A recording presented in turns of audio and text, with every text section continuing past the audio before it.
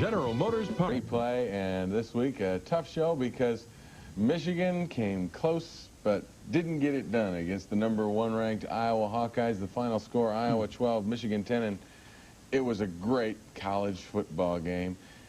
And it was one of those things that I characterized as looking for an adjective, but I think I'd just call it a struggle because that's what it was.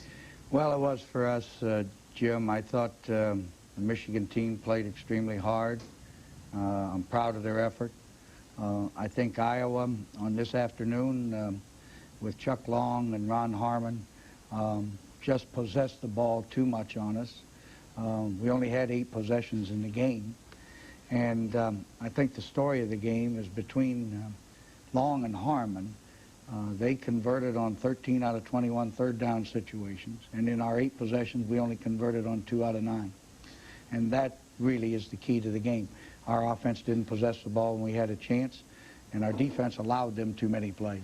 But the defense still kept them out of the end zone. They didn't get a touchdown. It was 4 field goals to beat you. That was an effort I think you'd have liked walking into the game. No question about it. You got to admire their tenacity. They just, they bend, but they don't break. The first quarter was scoreless. There was that struggle again, offense, defense. And then in the second quarter, it appeared as though Iowa came out and said, okay, let's loosen things up a little bit, and Chuck Long went to work. Right. The first quarter was kind of a sparring. This is a 3rd and short situation, and they lined Halverson up at the right halfback position and faked into the line and threw to him, which was a big play. Here's a 3rd and 8 here. Long rolls this way and throws back here for a first down to Happel. They did some new things against you. Yes, they did. They did a lot of different things, and this one, of course, didn't work. A little draw shovel in there, and Hammerstein diagnosed it. Here's a 3rd down and 12. Under pressure, Jeffrey Akers put some heat on him, but he got away from him, threw out here, and it appeared from the replay here that they might have scored a touchdown, and they didn't give it to him. This is very, very close.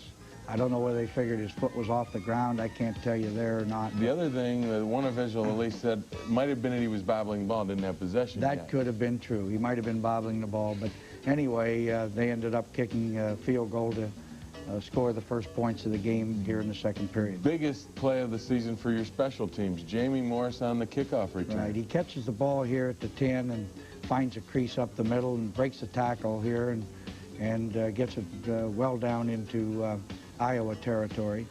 And Jim, this is the only possession that we had where we started on the short side or the long side of the 50. We always had it deep in our own territory. Here's a great run by Thomas Wilshire. May not get you a lot of yardage, but that's a tough back picking up some hard yards there. Jim goes back to pass here and hits Paul Jokic in the back of the end zone. This is close too, but I think they figured he was bobbling the ball and his feet weren't quite in, so that just goes into incompletion. 3rd down 10 here, throws over the middle to Paul. Paul breaks the tackle here and comes down, and Larry Station, their fine linebacker, grabbed, I think inadvertently, grabbed his face mask, and it gave us a first down on the 6th, but here we are on 3rd down. This was a big controversy here because the loud noise from the crowd wouldn't allow the audible to be called. See, they really don't understand. I guess officials don't understand either that you cannot play football without communicating up there.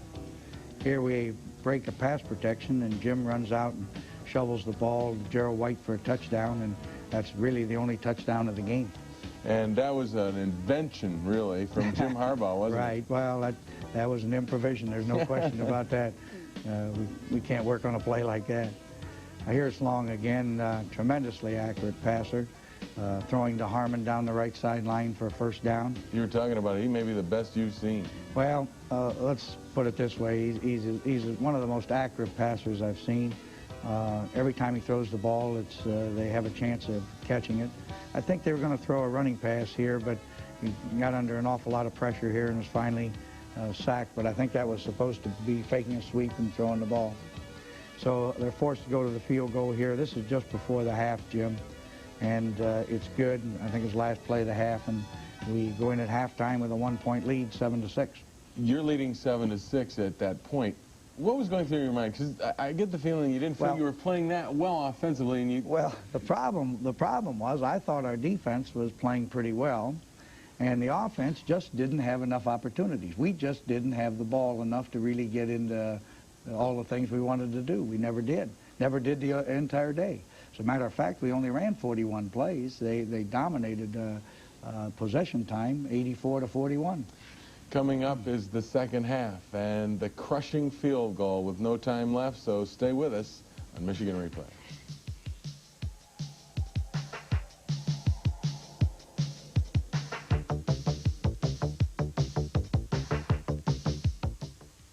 Dr. Klein. It's going to hurt the team a little bit, but we're going to bounce back emotionally, definitely. It's going to bring us closer as a team. Brings us closer together, I think. I think we're a close-knitted family now. We're all together. We know what we have to do to win, and we're going to win the rest of them. The youngsters in the locker room after Iowa's victory over Michigan, and they're a resilient group. Well, I'm not worried about that. They've been a tremendous group in that regard, and just because we lost this close game doesn't mean that we're going to fold our tent. Getting back to the highlights, it didn't look like you were folding your tent in the second half either, because Chuck Long and Ronnie Harmon, really the offense, and Long's ability to hit receivers. And again, it's one of those things, they did things, but the receivers were open. And yeah. Well, you know, we moved him around a lot, but he could, you know, he could get them. I mean, he's got a great arm, and he throws always off, active. you know, his back foot, he throws sidearm. Anywhere you wanted to throw, he could do it. But here we get, we only had a three-man rush here, but Akers came off the backside and got him. The defense really did. They didn't break against No, they didn't break. They played very hard. But, you know, here's 3rd and 19. And you wouldn't expect that he would hit this ball right on the sideline for a first down. But they're an excellent, excellent passing team. And, of course, when you got a guy with an arm like that, you can really be a great third down team. And a runner like Ronnie Harmon also. Well, Harmon is outstanding. He's the best dodger in our league. He can dodge as well as anybody. But the defense? Here's the one mistake he made.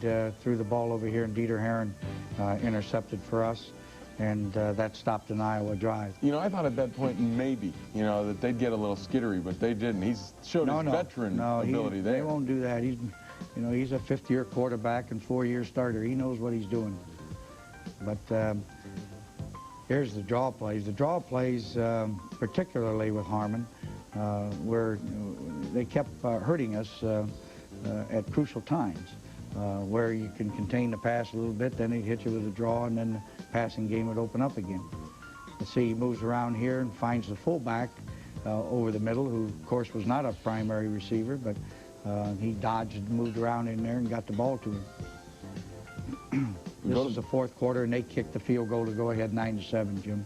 And again, the defense held. They wouldn't allow him in the end zone. You had to feel encouraged at that point. Well, I did, because we mounted a drive right away. Bob Perriman came in and ran 17 yards on a play up the middle, and then we gave the ball to Jamie Morris, and he found a big hole in here and broke out for 23 yards and a first down, and we're in Iowa territory and moving. Unfortunately, we got a 5-yard penalty that I don't know the reason for, but anyway, we got one, and that hurt us. Here's a screen pass. We didn't get the guard out on the cornerback quick enough, and he supported very fast. And so we're forced to go to the field goal. Mike Gillette kicks it right down the middle, and we go ahead 10-9. And there are only a couple of minutes left to play, and on this drive that Iowa has to actually win the game, there's so many opportunities for you to get it done, and this one is one of the big ones. That's a big sack, and that sack would have kept them out of field goal range, and we started to think that we could get it and got him stopped. Now here's the big play. We took the ball then on a 3rd and 2. We missed a block on a linebacker, and they stop us, and that was crucial. Had we been able to do that. Here, everybody thought that'd be an easy interception, but I think that the Iowa receiver grabbed Brad's arm right there at the last minute and pulled that ball out. And that was one of those that almost was, but could have been. Right. Here's a 3rd and long situation. They found a tight end over on the left side, just enough for a first down. A 3rd and 7 here. Once again, found a tight end. He seems to always come up with just the right pass to keep those drives going. Now he gives the ball to Harmon on a tailback draw, and there's a big hole in there, and he picks up good yardage. So this drive is down to where it's about stalled, and 2 seconds left, and they call timeout, and he kicks the field goal to win the game. And Michigan loses to number 1 ranked Iowa 12-10, a game I know that you were frustrated and disappointed with. And yet again, I think you had to be pleased with the effort of the Michigan team. Well, I think we're going to have to face the fact that in this league, you're going to have games like this. I'm not so sure that I think Iowa's a great team and deserving of their record and deserve to win the game against us, Jim. But they're going to come on some tough times, too. They have a tough schedule remaining, so do we. So do a lot of other teams in the league. I don't believe that any team with one loss is out of this race, not at all. And they're, of course, Minnesota and Iowa are the only two that are undefeated, but they all have to play Ohio State, they have to play Michigan. They have some tough games remaining. When you look down the schedule and you look at Iowa, after you've seen them and played them, defensively they played well against you. How much of it was the Iowa defense, or how much of it was the fact that Michigan offense didn't play that well? I think the possession of the football by the Iowa offense was the key to the game.